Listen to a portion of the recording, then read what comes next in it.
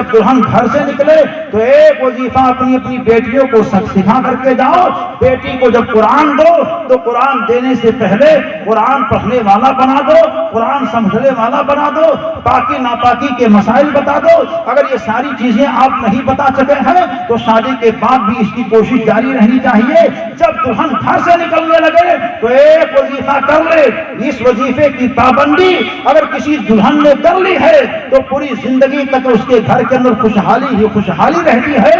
وہ کون سا وظیفہ ہے؟ جب گھر کی عورتیں رو دھو کر کے اپنی بیٹی کو جدا کر رہی ہو, ودا کر رہی ہو, اور لڑکی گاڑی میں بیٹھ جائے اور جب چلنے لگے تو بسم اللہ الرحمن الرحیم کو پڑھ کر کے یا رؤوفو یا رؤوفو یا رؤوفو یا رؤوفو, جب تک اس کا سسرال نہ آ جائے اس درمیان میں جتنی مرتبہ پڑھ سکے, چاہے 5 مرتبہ پڑھ لے, چاہے 15 مرتبہ پڑھ لے, چاہے 100 مرتبہ پڑھ لے, چاہے 200 مرتبہ پڑھ لے, جتنی تعداد اس کے اندر یاد ہو وہ کثرت سے پڑھتی رہے.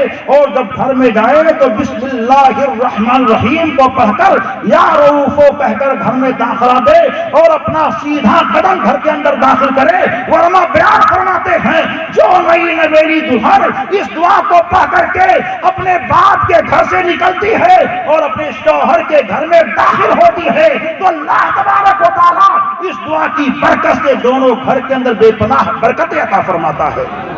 بہت معمولی سا وظیفہ ہے.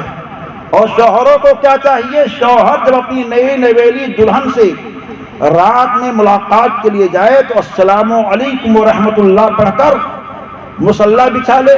ہو سکے تو اس کے دوپٹے کے اوپر باوضو ہو کر کے کھڑے ہو کر کے دونوں نماز پڑھیں, اور نماز پڑھنے کے بعد میں پھر یا رؤوفو کی کثرت کریں.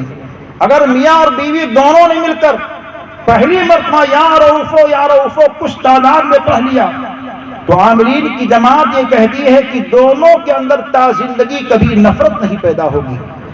مختصر سا وظیفہ ہم اگر بہت کارگر ہے. آپ لوگ اپنی زندگی کے اندر محبت لائیے, پیار لائیے. اللہ تعالی ہم سب کو عمل کی توفیق نصیب فرمائے.